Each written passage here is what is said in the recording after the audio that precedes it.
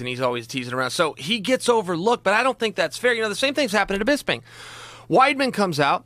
He says Bisping's the most undeserving person of all time to end up in a title spot. And I'm going, well, time out, Chris. And Chris is a stud, but Chris, time out. You become famous and world champion by beating Anderson Silva. Bisping just beat the same guy that you beat.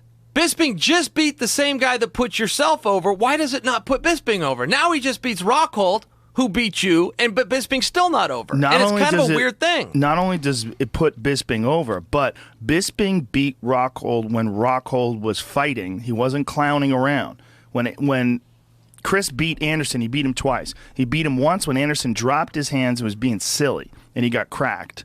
And everybody was like, I can't believe Anderson did that. It was a terrible way to lose. It wasn't just that they were in exchange and Chris landed a bomb of a left hook. No, it was Anderson was pretending to be hurt, and then he was like faking wobbling and trying to duck out of the way of punches like he always does, and Chris cracked him.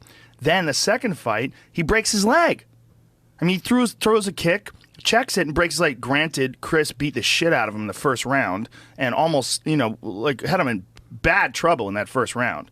Controlled him on the ground, beat him up. So they go into the second round. He breaks his leg in the second fight. So those are more freakish than what Bisping did. What Bisping did is just straight up. He fucking landed a beautiful left hook, hurt him, moved in for the kill, closed the show. Legit champion, 100% no controversy. I fully agree with that. And I love this next matchup. You know, you heard it's going to be Dan Henderson, and that doesn't go in the rankings. I get all of that, but, I like the UFC when they make the matches that people want to see, and that's an interesting match. If you think Bisping's going to just go in and beat him, or you look at Dan's record, you think that Bisping doesn't go to bed at night remembering what that was like, the teasing, the highlight reel, all the people, everybody telling him about, Dan's making fun of him. Come on. Is him flying through the air when he pounded Bisping just after to hit he him was one more unconscious. time. Yeah. That's his logo. Yeah.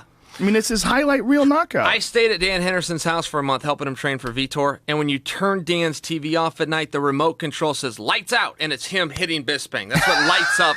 That's what lights up on his remote control. So, I mean, if you think Dan doesn't have confidence going into this, sure he has confidence. He knows he could beat him. He already did. And if you think Bisping's not going, man, I really don't want to be in there with that guy again. He's going to say, oh, I want that one back. And he's going to say all those things and try to convince himself. But the bottom line is, that's relevant. Dan Henderson could be the world champion.